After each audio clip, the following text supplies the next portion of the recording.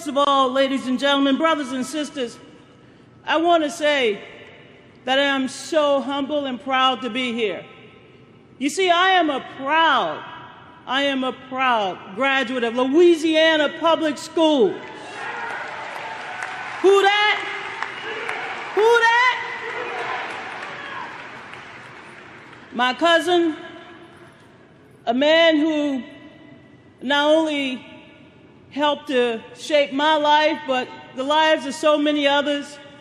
In fact, he's had such a large imprint in our family that we now have more teachers in my family, I think, than any other profession. I am proud also to be here with Nat LaCour. Where's Nat? Who that, Nat? There's my brother, there's my cousin. Thank you, Nat. I'm proud to be a daughter of a laborer, a cousin of a teacher, a niece of a longshoreman. I'm a proud owner of a public school teacher right now in New Orleans, Louisiana. I am proud to be a Labor Democrat. I am a card-carrying union member.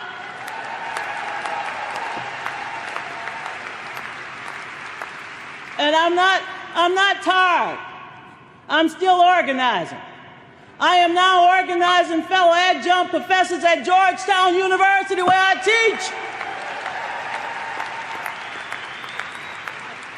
So thank you, my good friend Randy Weingarten, for your tremendous leadership, your determination to promote public schools across America, for reminding us that we have to reclaim the promise of public education. In 1965, I know I don't look a day past 21. Hell, if you ask me to dance, I'll show you some new moves. Miley Cyrus don't have nothing on me, and besides, my mama told me never to put my back down and bend over. But it was in 1965 when they were experimenting with this new program after Lyndon Johnson declared a war on poverty that it came down to Louisiana, and I was in that first class of young people who had a head start in life, and I'm proud of it.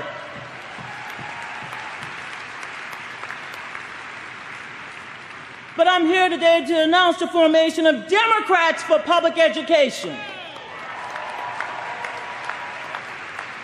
And ladies and gentlemen, if the Republicans ever could figure out the way to tell the truth, we would announce Americans for Public Education, because education is not a partisan issue. It's an American value, and we should stand up for our public schools all across America.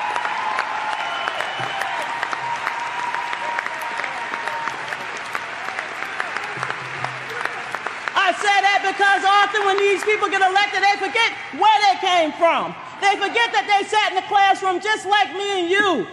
When it comes down to opening up the wallets, they say, no, you can do less. You cannot do more with less money. I know that for a fact. I know what it's like because I hear from my cousins, I hear from my niece what they have to do each and every year. And to criticize you for some of the things that they should be doing, it's a shame before God, and I'm here to tell them. But I'm going to be a nice girl today, Randy. Still early where I'm from. But don't let this tiger loose, because, baby, let me just tell you this. There's a reason why I'm not on Fox TV, because I'm a cougar woman. I will tame the truth.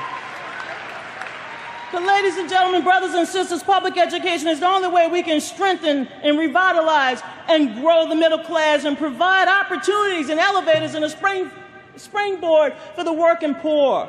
Public education helps to preserve our American values, and that's what we're going to champion as Democrats and Americans for public education across this country. We're going to reclaim this promise. Along with Governor Strickland and Governor Granholm, we're not going to be silent while you are being attacked.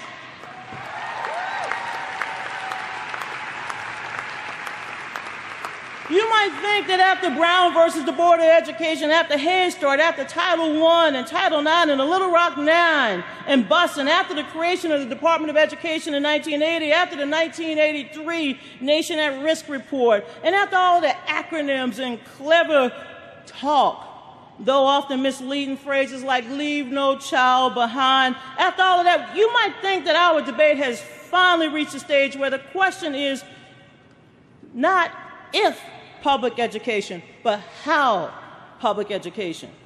We might be forgiven that thought in another decade and early in era, but not today, and not in our lifetime. In our time, the very concept of public education is under attack. The recent decision here in California, in Los Angeles, to declare teacher tenure illegal because it violates students, and I quote, civil rights, is perverse. It's as perverse as rulings from the Supreme Court about voting rights, and as perverse as the Supreme Court recent decision in Hobby Lobby employees' right and women's right to health care is perverse. I might also say that as perverse as Bush v. Gore, but we're not going to go back that far. But education is not a business, and students are not factory workers or robots on an assembly line. The attempt to make the classroom an unregulated survival of the fittest, business-first market ignores the purpose of education. Not only that, but the very promise of public education being for everyone, for every child, no matter your zip code. Ladies and gentlemen, this has no place in this market-driven education reform that rests on the fallacy that the public school system is in some crisis and that the only solution is to let the market pick winners and losers. Our children are not losers. We must measure the success of education not by how they score on a standardized test, but how they deal with the very test of life. You all know that. And let me just say this. We all know that the root cause of some of the problems that we have in school today is inequality. Not bad teachers, or bad students, or bad parents, or even bad principals, but bad, truly bad economic and social policies, the kind that creates and promotes and expands inequality in our society.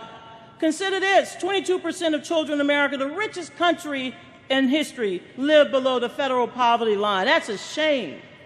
Nearly half live in low-income families that struggle to meet basic needs. Education is supposed to be the great equalizer, but the market-driven reform promote and celebrate inequality. And we have to change that, and we have to restart this debate. Racial segregation is real now in our public schools.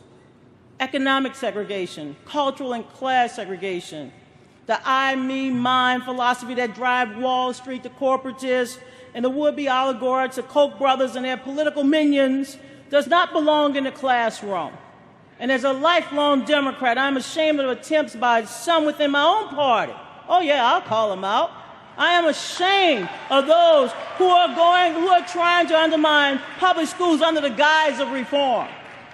Let me state this bluntly.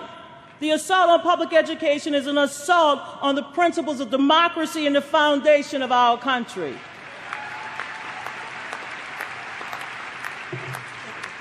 You know, Thomas Jefferson, those of us from Louisiana, we studied him. You know, the Louisiana Purchase. That's when Louisiana became a state that had 4 seasons: shrimp, crab, crawfish, and oysters.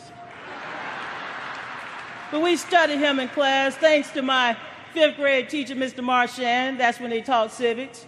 Miss Eugene wasn't bad in 4th. Miss LeBlanc wasn't bad in 3rd grade. Miss Pierce, on my head start teacher, and my 1st grade teacher, Miss Collins. I remember all of them. I can go all the way to Mr. Lockwood in 8th grade. By the time I got to 9th grade, I wanted to be a teacher, so I forgot their names because I just kept saying, Donna wants to be a teacher. But ladies and gentlemen, Thomas Jefferson, a strong proponent of public education, once proposed a 2-track middle grade system, one for the laboring, the other for the learned, arguing that the scholarship would allow a very few of the laboring class to advance by raking a few geniuses from the rubbish. The poor, the working class, the laborers are not rubbish.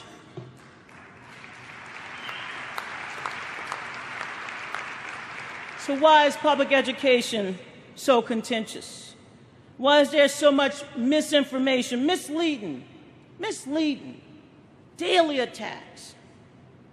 I don't know if it's being spread, is it deliberate or not, about teachers, about students, about what schools do and about what they cannot do.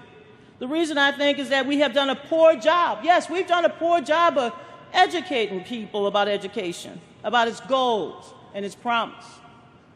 And that is why reclaiming the promise. I don't know if you tweet, but I'm a Twitteraholic, so you can follow me, but guess what? If you reclaim it today, I'll follow you. I'll retweet you. Because that's the way we educate not just our friends, our neighbors, our colleagues. That's how we educate the American people. And yes, we educate the media as well. We have to do a better job. And only after we have clarified that can we talk about how best we can achieve this promise once again for everybody. So let me close. Governor Strickland, Governor Granholm, and I will work together. We are going to open up our big mouths. We're going to talk the talk because we have walked the walk, and we're going to continue to walk the walk. But let me say in closing, one of the best definitions for me, the real test of policy and progress, is that of Dr. Martin Luther King Jr., who inspired my generation and many more to act, to believe in the goodness and kindness of others. Dr. King wrote that, and I quote, "Education has a twofold function to perform in the life of man, and I will add, and woman in society. The one is utility and the other is culture. Education must enable a person to become more efficient," Dr. King said, "to achieve with increasing facility the legitimate goals of one's life." Dr. King went on to say that education must also train one for quick, resolute, and effective thinking. To think incisively and to think for oneself is very difficult. So he said that we are prone to let our mental life become invaded by legions of half-truths, prejudices, and propaganda. Education, Dr. King believed, can enable one to sift and weigh evidence to discern the true from the false, the real from the unreal, and the facts from the fiction. The function of education, therefore, is to teach one to think intensively and to think critically. Intelligence, Dr. King said, plus character, that is the goal of true education. Critical thinking is not a multiple choice question. Educating character, teaching skills, creating an environment of dialogue and inquiry, establishing a community from a diverse of cultures, nurturing potential and empowering people in the pursuit of happiness. These must start at an early age. These must be available to all. This must be our call for good public schools and education across this country. Social ills affects us all. A small wound or infection, if untreated, can endanger the whole body politics. For the political and economic health of our country, and for every individual within, we need to strengthen, improve, commit ourselves to achieving the promise of public education once more. We must continue to fight for Head Start programs and to ensure that all of our teachers, all of our schools have the resources they need. We must continue to preserve public education across this country and to make sure that public education is available for everyone from preschool through college. Thank you so much for standing up, for standing by, for holding up so many like this girl grew up poor in Louisiana. You believed in me. You showed me the way. You gave me a seat, and then you taught me how to stand. God bless you. Democrats for Public Education, we're with you, we're standing with you, and we will stand by you. God bless you all. Thank you so much.